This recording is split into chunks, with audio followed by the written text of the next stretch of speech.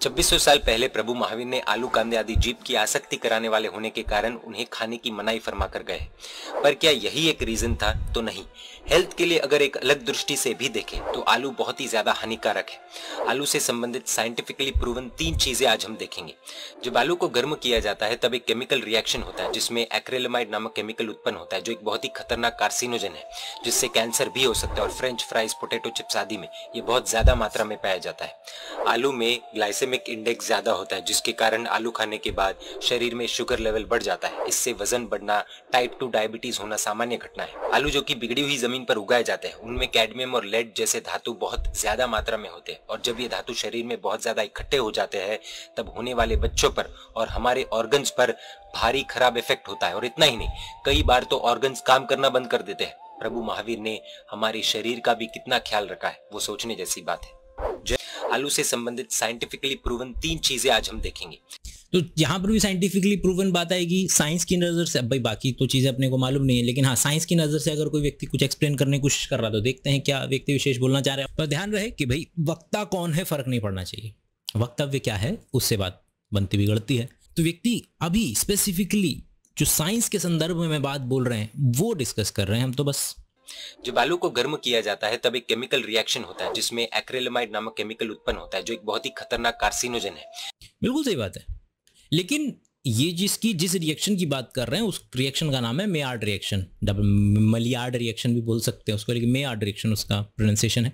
लेकिन ये रिएक्शन आलू के लिए हो जरूरी नहीं है। ये किसी कोई भी ऐसी चीज जिसके अंदर में स्टार्च मतलब के शुगर और अमाइनो एसिड, ये 2 चीज़ें मौजूद होनी चाहिए। वो हो गया तुम्हारा गेहूं, चावल, सारे के सारे फल, सारे के सारे कंदमूल जितने भी हैं सब में है।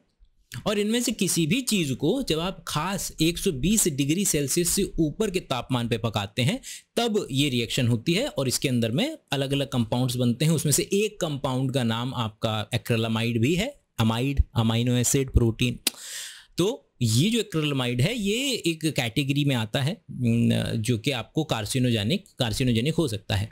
लेकिन ये केवल आलू में नहीं है, ये हर किसी चीज़ के अंदर में है। जितनी भी चीज़ आप खाते हैं, गाजर, मूली, जिस भी चीज़ को आप उठाएंगे 120 डिग्री से ऊपर पकाएंगे तो ये रिएक्शन होएगी। आसान भाषा में जो भी चीज़ तेल में तली जाती है, क्योंकि तेल का तापमान कहाँ पहुँच सकता है, 120 डिग्री से ऊपर पहुँच सकता है, तो उस पर ये रिएक्शन बहुत आसानी से होती है। केला ले लीजिए, केले को हल्के से तेल के ऊपर जब आप ऐसे सिजल करके उसको तलने की हल्का सा कोशिश करते हैं, जो ब्राउन सी लेयर आती है, वो चाहे पूड़ी के ऊपर ब्राउन सी लेयर हो, वो चाहे केले के ऊपर, केले के चिप्स के ऊपर, आलू के चिप्स के ऊपर, किसी के ऊपर वो जो ब्राउन सी लेयर नजर आती है वही है मेयार्ड रिएक्शन, जिसके अंदर में एक्रिलामाइड जैसे कंपाउंड्स हो सकते हैं which actually may be carcinogenic, जिससे कैंसर भी हो सकता है। और फ्रेंच फ्राइज, पोटैटो चिप्स आदि में। तो फ्रेंच फ्राइज और पोटैटो चिप्स में क्यों हो रहा है? क्योंकि उनको एक्चुअल में 120 से ऊपर पे तला जा रहा है, तो इसलिए उसमें ये हो रहा है। लेकिन अगर इसकी जगह तुम केले को भी या सेब को भी अगर तुम यही काम करने की कोशिश करोगे, इसी तरीके से तलने की कोशिश करोगे, तो उसमें सेम ही रिएक्शन होनी है, उसके अंदर में कोई अलग नहीं है।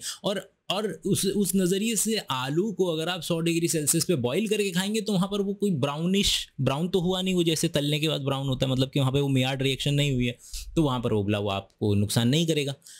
ये बहुत ज्यादा मात्रा में पाया जाता है। आलू में ग्लाइसेमिक इंडेक्स ज्यादा होता है, जिसके कारण आलू खाने के बाद शरीर में शुगर लेवल बढ़ जाता है।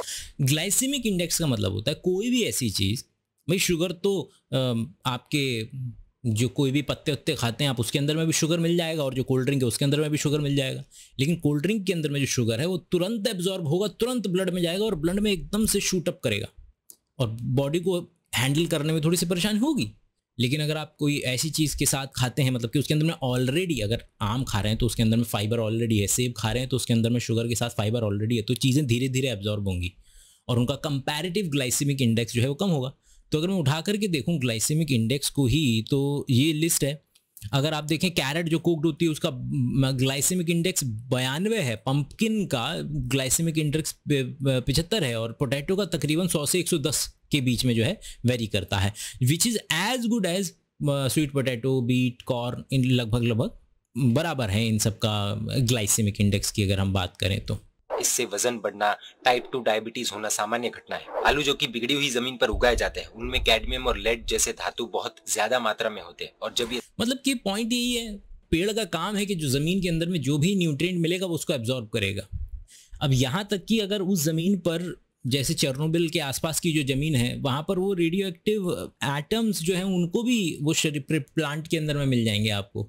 तो जो ज़मीन है उसके अंदर में अगर पहले से ही कोई बुरी चीज़ पड़ी हुई है तो वो ज़मीन की प्रॉब्लम है ना, या बड़ी बड़ी कंपनी से जो पानी निकलता है वो आसपास तो आपके मिट्टी को पॉल्यूट नहीं कर रहा है, तो मिट्टी की कमी है। उसमें आलू का क्या दोष? आलू को तो आप हाइड्रोपोनिक से भी उगा सकते हैं घर के अंदर में, तो उससे आलू तो नहीं बुरा हो जाता है।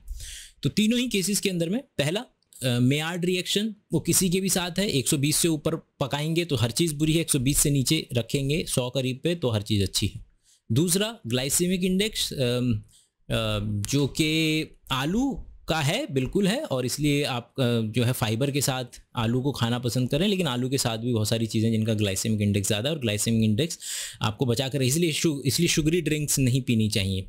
इसके अलावा तीसरा जो रीज़न बताया वो ज़मीन की प्रॉब्लम है, वो आलू की प्रॉब्लम थोड़ी है। अब वही वाली बात अभिषेक उपमन्यु वाला कि भाई अगर आप दही में कोकेन डाल के खा जाएंगे तो उसमें दही की क्या गलती है, तो कोकेन की गलती है ना। तो उसी तरीके से अगर आलू अगर बिगड़ी हुई ज़मीन पर उगाया जा रहा है तो वो ज़मीन की गलती है, आलू का बेचारे का क्या दोष उसमें।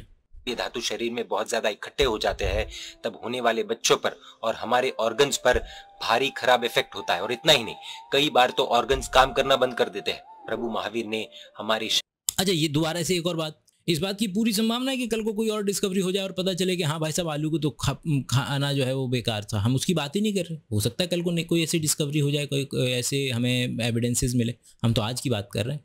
और जो स्पेसिफिक साइंटिफिक आर्ग्यूमेंट्स इस पर्टिकुलर वीडियो में दिए गए हैं उनको देख रहे हैं। तो आई होप जो सर वीडियो में बात बोल रहे हैं मैंने उन्हीं की थोड़ी सी हेल्प की हो सही दृष्टिकोण के लिए।